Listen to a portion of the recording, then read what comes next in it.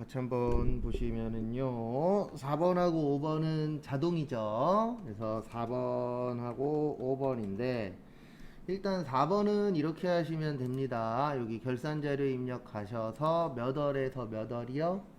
1월에서 12월 가시고 그 다음에 제일 밑으로 내리시면은 선납세금 있습니다. 선납세금 얼마예요? 650. 그래서 거기 이자 수익하고 법인세 중간예납 합치면 650이죠? 그 다음에 나머지는 이렇게 하시면 되세요. 계산기가 또 어디로 갔냐? 계산기에서 2000에서 얼마를 빼세요? 650 빼면 얼마 나와요? 1350 나옵니다. 얼마 나와요? 1350을 밑에다가 넣어주시면 끝. 그리고 여기를 보시면 돼요. 여기 그 법인세 9번 있으시죠? 여기 마지막 끝에가 지문에 있는 금액하고 어떠셔야 돼요? 똑같아야 돼요. 그 다음에 5번 보시면은요. 5번은 무슨 법이세요? 정률법입니다. 그리고 거기에다 밑줄 좀 쳐주세요. 두 번째 줄 끝에 월할 상각. 무슨 상각이요? 월할 상각 나오면 월별로 계산하라는 뜻입니다. 그래서 이렇게 되시죠. 취득 원가 마이너스 단가 상각 누계액 곱하기 정률.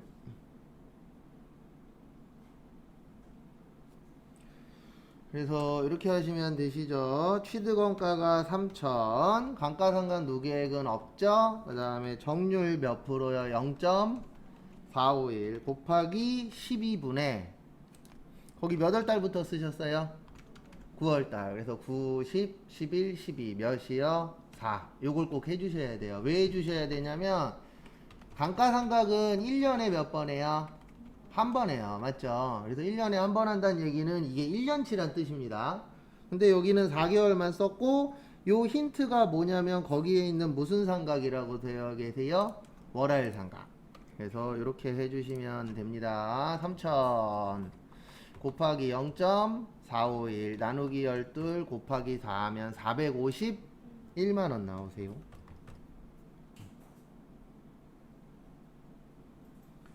이렇게 하시고 그 다음에 거기 지문에 보시면 제조부의 기계장치예요. 무슨 부요?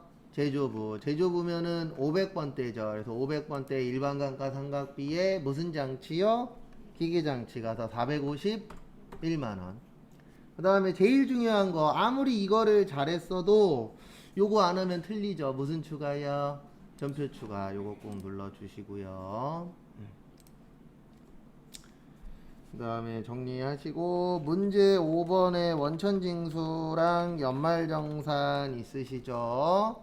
9시 55분까지 시간 드릴 테니까 한번 또 해보시기 바랍니다. 샤샤.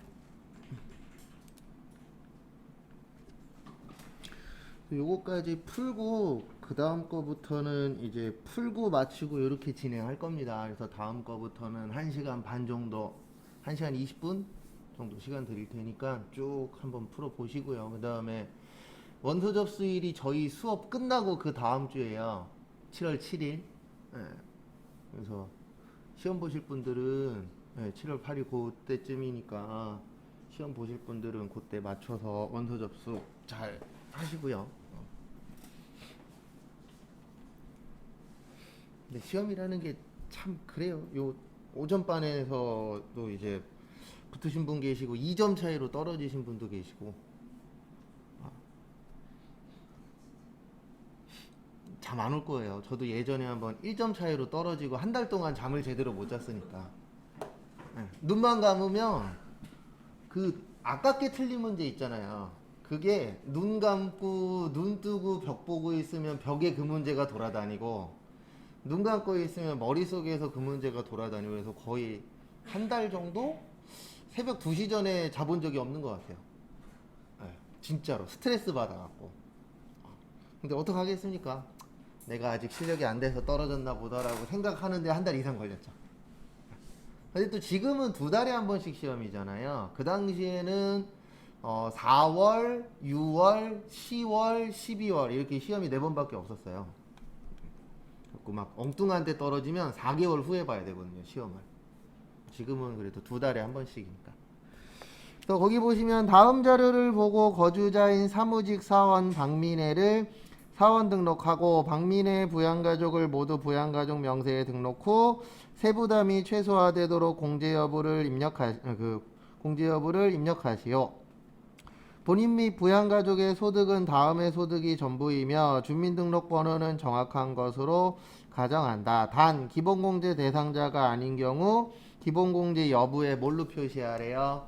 부로 표시할 것. 그래서 보시면은요, 사원 등록하셔서 107번 박민혜, 그 다음에 761-003-277-5427, 그 다음에 입사 연월일은 2021년 8월 1일, 그 다음에 나머지는 없고, 그 다음에 부양가족 가셔서 연간 총급여액 얼마죠? 2,900이죠? 이거 부녀자 체크 해주셔야 돼요.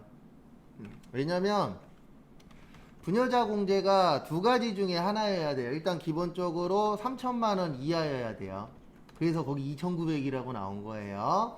그 다음에 첫 번째로 배우자가 있는 여성.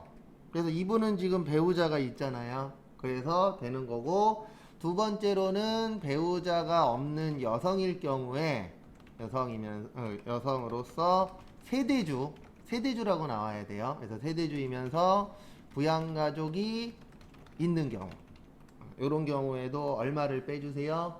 50만원 빼줍니다. 부녀자 공제는 50이에요.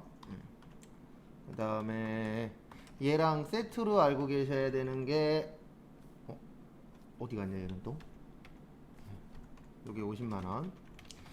그 다음에 세트로 알고 계셔야 되는 게 한부모 공제, 요거는 100만원 빼줘요. 요건 배우자가 없는 사람으로 되어 있어요. 왜냐면 남자도 되고 여자도 되니까. 그래서 사람으로서 직계 비속이 자녀입니다. 또는 입양자가 있는 경우에 받으실 수 있고요. 그 다음에 부녀자 공제와 한부모 공제가 가능한 경우, 둘 다 가능하신 여자분들도 있어요, 없어요? 있죠. 이럴 경우에는 한부모 공제만 가능하다라고 되어 있습니다. 그 부분 참고하세요.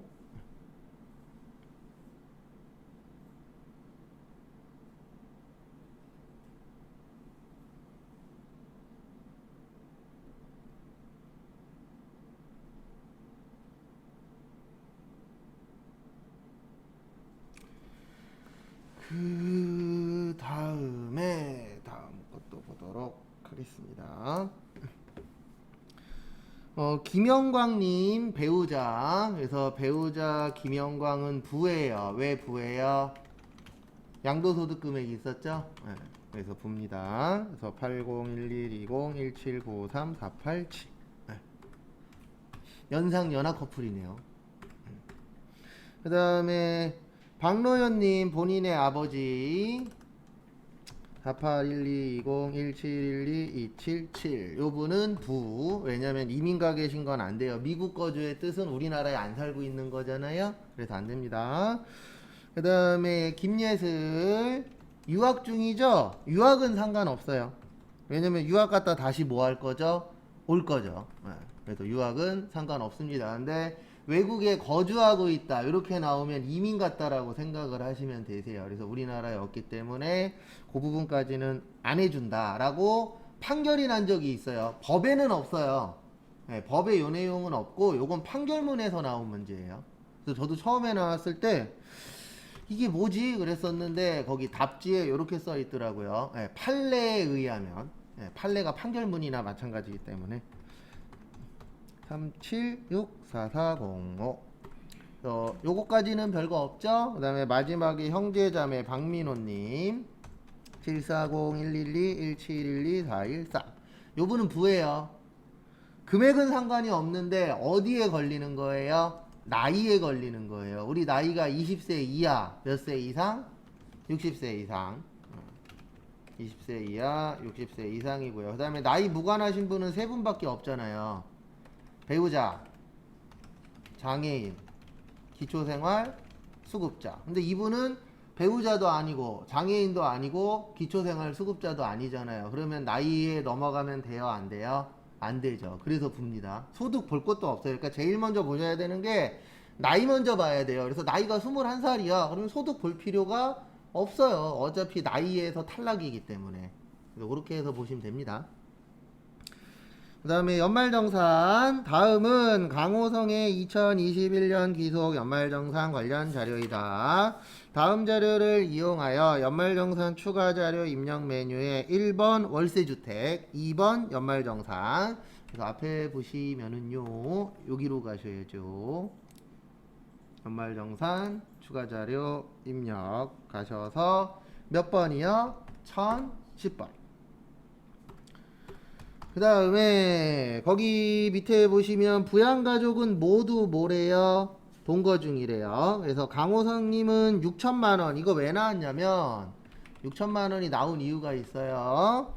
월세 있죠, 월세. 월세 받으시려면 7천만원 이하여야 돼요. 그러니까 7천만원이 대표적으로 시험 문제 나오는 것 중에 월세 있고요. 그 다음에 요거 산후조리원. 산후조리원도 7천만원 이하여야만 됩니다. 그러니까 금액이 나오면 금액이 나오는 이유가 있잖아요. 그런 것들도 좀 기억을 하셔야 됩니다. 그래서 요거 내신 분은, 요때 내신 분은 제가 봤을 때 약간 금액을 좋아하시는 것 같아요. 왜냐면 월세도 나왔고 아까 뭐도 나왔었었죠? 네, 저거 뭐냐 부녀자 공제도 나왔잖아요. 네, 그래서 좀 기준 같은 걸 좀 좋아하시는 분 아니실까 라고 생각이 됩니다. 그 다음에 또 다음 거 보도록 하겠습니다. 그래서 거기 보시면 일단 보험료부터 볼게요. 그 보험료는 나이도 봐야 되고 뭐도 봐야 돼요. 소득도 봐야 돼요. 그 다음에 무슨성 보험만 가능해요?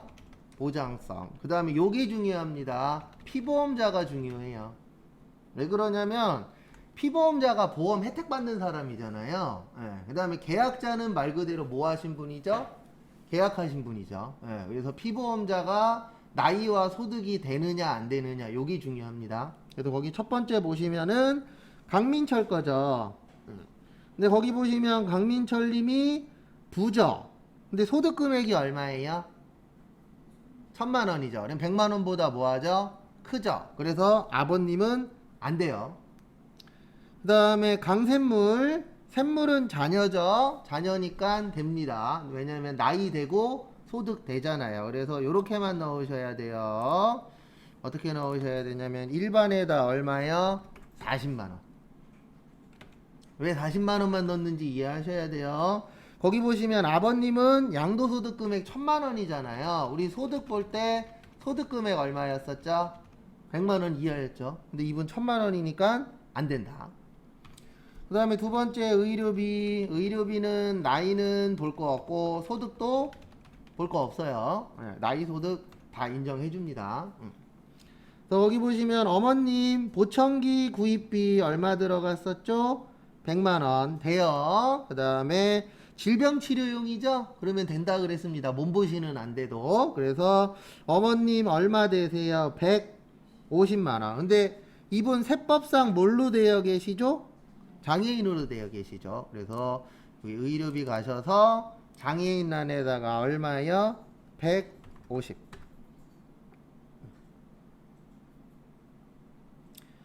그 다음에 배우자 보시면 어깨수술비 미용 성형수술 아니래요. 그러면 되는 겁니다.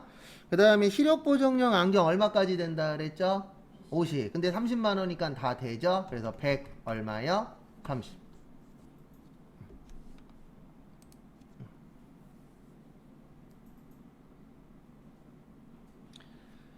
그 다음에 교육비. 그래서 여기에서 기억하셔야 되는 거는 저기 시력보정용 안경은 얼마까지 된다고요? 1인당 50만원. 그 다음에 교육비. 교육비는 나이는 상관없어요. 왜냐면 대학생까지 교육비를 지원을 해줘야 되잖아요. 근데 대학생 되면 몇 살 넘죠? 네, 20살 넘죠. 네, 그래서 20대 초중반까지는 다니잖아요, 대학을. 그래서 나이는 상관없다. 처남이 현재 소득이 없어요. 그러면 대학교 교육비 됩니다. 그 다음에 요것 좀 기억을 하셔야 돼요. 교복 구입비는 1인당 얼마야? 네, 1인당 50. 현장 체험 학습비는요? 네, 30까지만 돼요. 얼마까지요? 30. 근데 거기 보시면 이분 얼마죠? 체험 학습비 60이죠. 근데 얼마까지만 된다고요? 30. 그래서 30, 30 해서 얼마만 되는 거예요? 자녀 강지는 60만 원만. 그 다음에 강샘물은 미취학 아동이죠? 네, 미취학 아동만 뭐 가능하다고요? 학원비 네, 가능합니다. 그래서 이렇게 넣어주시면 되세요. 여기 교육비 가셔서 일단 대학교에 얼마요? 400. 그 다음에 초중고에 60. 왜 60인지 이해하셔야 돼요. 현장 체험 학습비 얼마요? 30. 그 다음에 취학전 아동에 얼마요? 270. 끝. 정리하시고.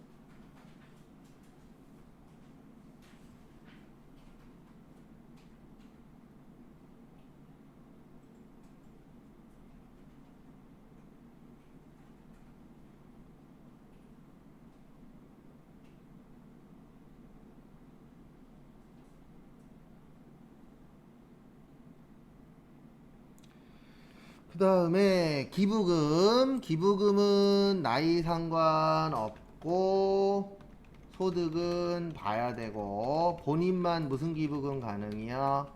정치자금 기부금 가능. 거기 정치자금 기부금 본인 걸로 되어 있죠? 그래서 되는 겁니다. 그래서 이렇게 입력하시면 되세요. 정치자금 가셔서 위에는 얼마까지만 넣는 거세요? 10만원. 그래서 위에도 10, 밑에도 10.